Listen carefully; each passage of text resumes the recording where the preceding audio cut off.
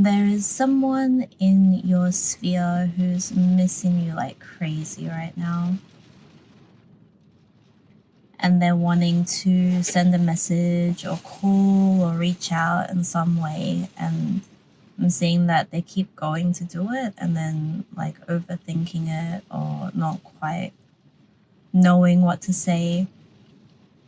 There's this feeling of like there's so much that's been left unsaid that they don't have the capacity or the bandwidth to fully deal with everything that they feel like they need to get through before they can speak to you.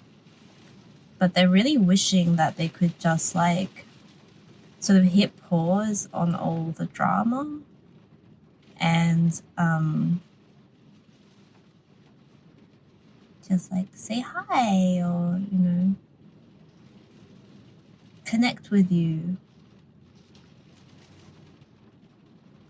But either way, like the energy between the two of you is fairly strong, even if you're physically separate at the moment.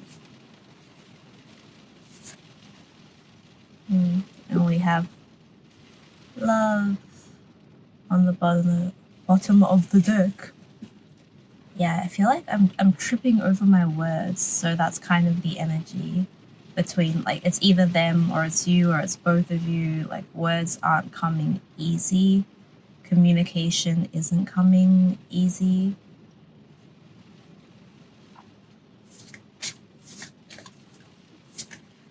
So let's see if they could say what was on their heart to you. What would they want to say? Spirit, what? Thank you. Well, they might be struggling to speak, but like, damn, their heart is really wanting to talk to you. So we have a message of warning, we have source, we have submission, and we have the communication card. So yeah, like I said, it's really a lot to do with communication at the moment.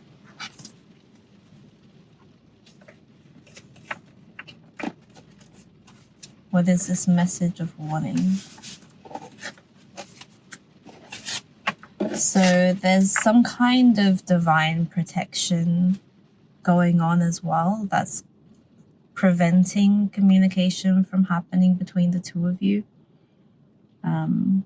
I'm hearing that you're meant to have some space and time apart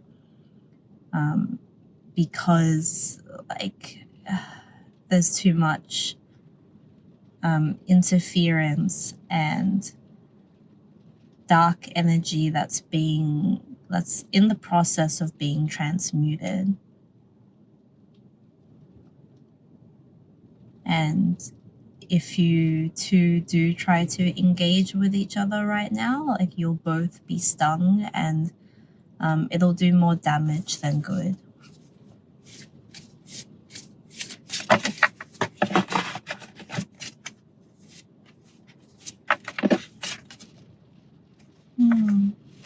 So yes, the surface of all of this, or we'll say the source of all of this, is coming from a place of fear.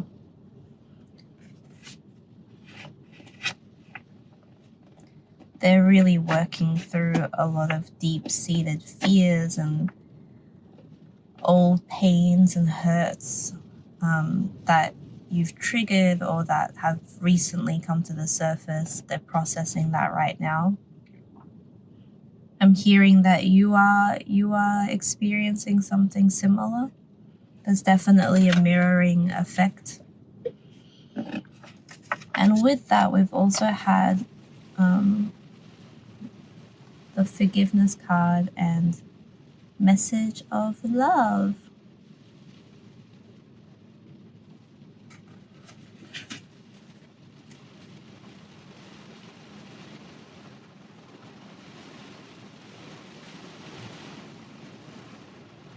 You're not delusional. You know this deep down on an intuitive level.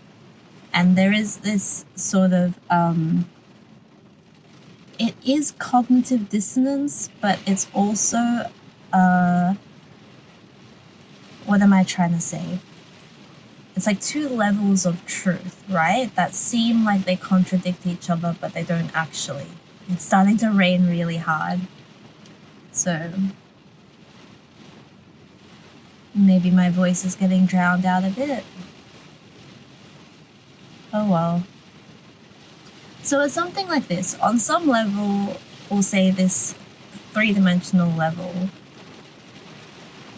you know that something like the behavior that's happened is not acceptable, right? It's just because someone's acting from a place of fear and you can feel empathy for that and you can have understanding towards that, it doesn't justify the misbehavior that's coming from this place of fear. And not just misbehavior, but like the pain that's being caused or being thrown out to other people, like that's not justified, right? That's not okay. You don't need to stand for that. You don't have to put up with that. And then on another level, as much as it might go against like logic, or we'll say the rational mind, below all of this, at another level of truth, like there is deep love.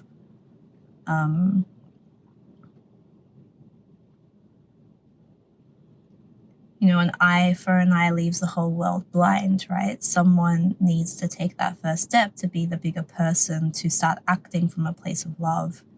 And the challenging thing is, especially when it's a relationship of this nature, when you've triggered each other and one party starts acting from a place of fear and from a place of defense and from a place of ego, you want to do the same. Like, you also get triggered. It'd be really easy probably if it was like, oh, like you get triggered and I stay chill, and then next time I get triggered and you stay nice and conscious and like aware, then there wouldn't be any conflict at all. We'd all be enlightened. Generally, what's challenging is we're simultaneously triggered, so this built up like antagonistic effect happens where you're both sort of making each other explode even worse than if it was just one of you. So it's a shared experience that gets exacerbated, and that's okay. That's kind of the point of that roller coaster ride.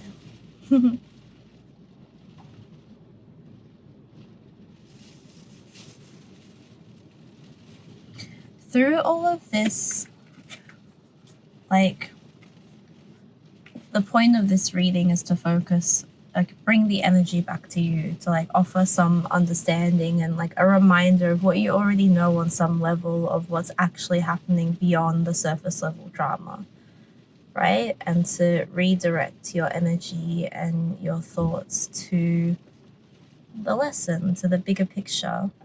And these two cards, they come out at the start and they were both in reverse.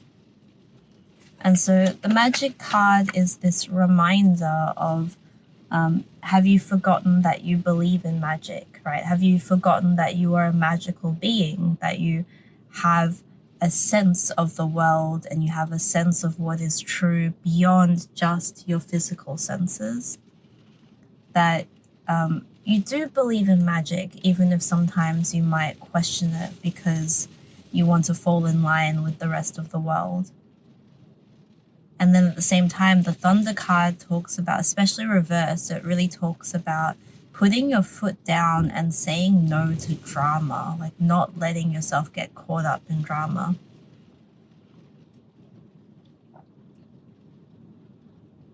So there's this theme, and I'm not sure I'm explaining it very well, but there's this theme of this reading and this situation that's dealing with sort of multiple layers of truth and multiple layers of reality being like interplaying with each other and seemingly being a contradiction, but actually magically they're not. They can coexist. and it's your place or your job or your, I guess, mission right now to integrate all of those different levels of truth into one. And the truth is, you can be hurt by someone's actions when they're coming from a place of fear. You can also recognize how you yourself are acting from a place of hurt. I'm seeing like the sting of the scorpion tail. How all of these things can be acknowledged and accepted without being lost in like the drama of it, right? Without being lost in the narrative. And you'll know you're getting lost in it if you keep ruminating on the same thing, and it's like you're making yourself upset all over again and again and again. That's getting lost in the drama of it.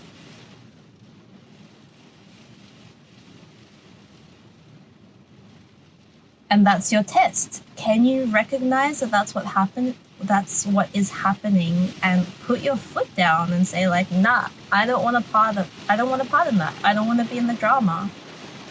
It's okay, we're going to be triggered sometimes, but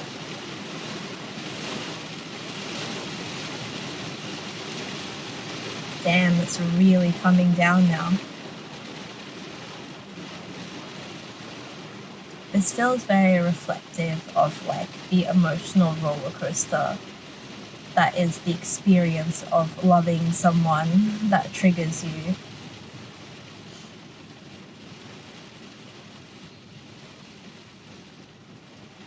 So yes, you're being asked to say no to the drama, to say, like, to recognize the love underneath all of this, and like as much as possible to connect with the fact that you are a magical being, and part of your magical skill set is being able to like transmute your pain, transmute your hurt into love, and also to be able to interpret like,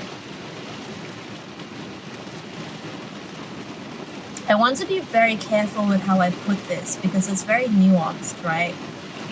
It's transmuting the other person's hurt into love as well. And it doesn't mean like, oh, someone's hurting me and then that's how they express love. Like, no, that's toxic. What it is like seeing the person as they are, right? Like separating the affliction from the person.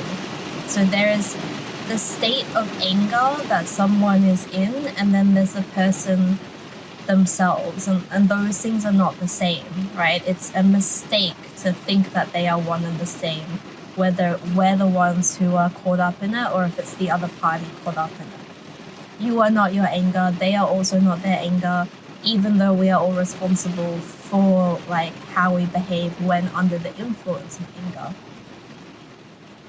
But part of love is, we have it here, it's forgiveness. That's like the core of love, isn't it?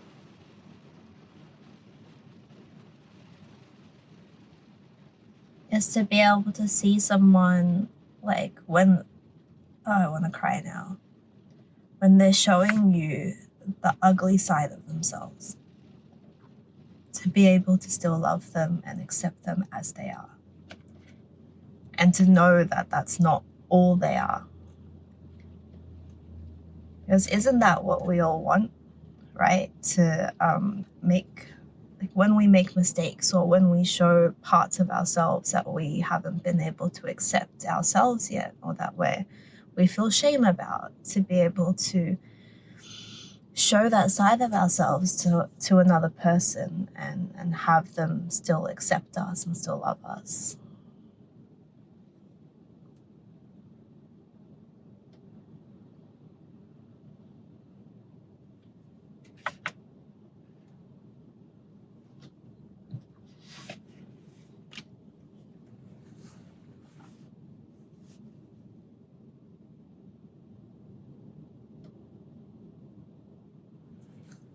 Go forth, be a magician, be the amazing, magical person that you are, and transmute all of that pain and hurt into a deep, mature, forgiving, unconditional form of love. Yay!